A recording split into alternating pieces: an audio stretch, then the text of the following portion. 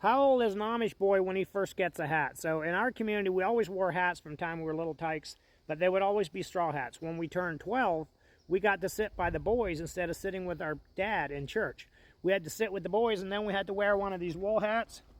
This is the Lennox brand. Flying Eagle was another common brand in our community. But this is a 3.5-inch brim on this hat. I had to change to a 3.5-inch brim after I got baptized and became a member of church. Before then, I was a 3-inch brim. And in our community, if you become a preacher, you then have a 4-inch brim. It's a 1/2 inch bigger than this all the way around. So, general rule of thumb is if an Amish person has a narrow brim on their hat, they're from a more modern community. If it's a wider brim, then they're a more strict community. That is not always true, but a lot of times it is. Now, we always wore straw hats to go to work. You know, in the winter, we would wear a wool hat, a felt hat to go to work sometimes because it was warmer.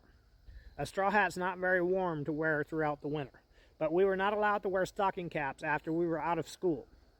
So we were allowed to, after we turned 12, we were still in school, we were allowed to wear stocking caps to school and everywhere around the farm, you know, in the winter to stay warm.